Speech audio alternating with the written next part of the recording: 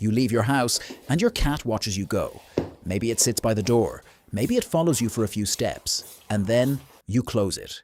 Most people believe this is the moment everything changes, that their cat becomes lonely, that it starts waiting, that somewhere in the house there's a small animal quietly missing them. But what if that entire idea is wrong? Because in one controlled study, cats left alone for 30 minutes and cats left alone for 4 hours behaved almost identically. No panic, no searching, no visible distress. So if they're not waiting, what are they actually doing? Today, we set up cameras across the entire house to find out. And what we discovered isn't just surprising. It changes how you understand cats entirely. Humans are emotional pattern seekers. We project. When we leave, we imagine absence feels the same to another mind. But cats don't experience the world the way we do. For a long time, scientists believed cats were mostly independent, not social, not attached. But newer research suggests something more complex. Around 64% of cats form secure attachments to humans. That means they do recognize you as a stable social figure. But, and this is critical, attachment does not mean constant emotional expression, and this is where most people get it wrong. To test what actually happens, we didn't rely on assumptions. We built a controlled observation setup, 4 cameras, each placed in a different behavioral zone. The entrance, where separation happens.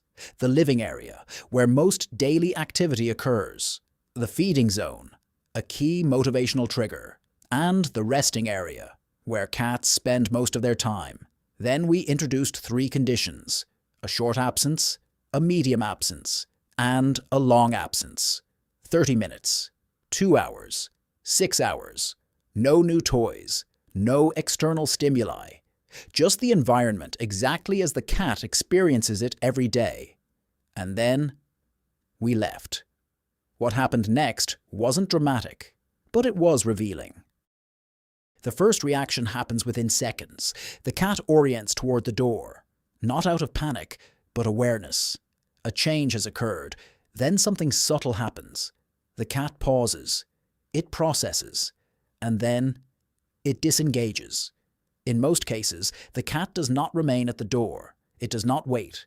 It does not vocalize continuously. Instead, it moves into exploration mode. It walks. It scans the environment. It checks familiar locations. Not searching for you, but re-establishing context. After this brief phase, something even more important happens. Activity drops significantly. The cat slows down, movement becomes minimal, and eventually, it lies down.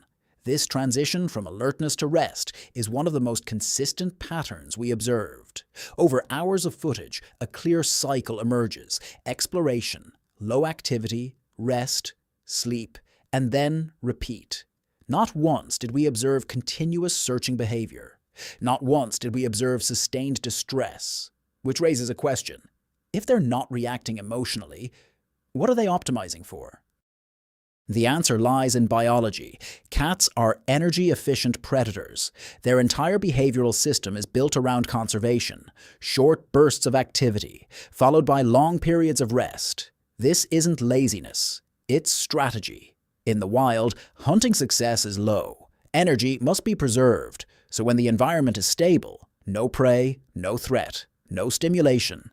The optimal behavior is inactivity, which is exactly what we see when you're not home. Another key insight from research is how cats perceive time. In controlled studies, increasing the duration of absence did not significantly alter behavior. 30 minutes versus several hours produced similar patterns. This suggests that cats are not tracking time in a linear, human way. They are responding to environmental transitions, light changes, sound patterns, internal rhythms, not the abstract concept of how long you've been gone. But everything changes the moment you return. The door opens, sound enters the environment, and instantly, the cat reactivates. It approaches, it vocalizes, it seeks contact, sometimes more intensely than before you left. This is not contradiction. It's timing. Cats don't distribute their social behavior evenly. They concentrate it around key interaction points. However, there is an important exception: Not all cats follow this pattern. A smaller percentage, roughly 10 to 15%, show what researchers call separation-related behaviors. But these behaviors are often misunderstood. They are not always direct signs of emotional distress. They can include excessive grooming, destructive scratching, changes in elimination patterns, or persistent vocalization. And critically, these behaviors do not all share the same underlying cause. Some are stress-driven, some are environmental, some are learned responses, which means treating them all as anxiety is an oversimplification. So what actually works? The answer is not increasing emotional reassurance. It's restructuring the environment. Because for a cat, stability is not defined by your presence, but by predictability. Consistent feeding times, access to stimulation, control over territory, vertical space, visual engagement, and gradual exposure to absence. These interventions target the real variables that influence behavior. So the next time you leave your house, your cat isn't sitting there counting the minutes. It isn't living inside your absence. It's living inside its own system, its own rhythms, its own priorities, and understanding that difference might be the key to understanding cats at all. Understanding animals isn't about romance. It's about evidence and instinct.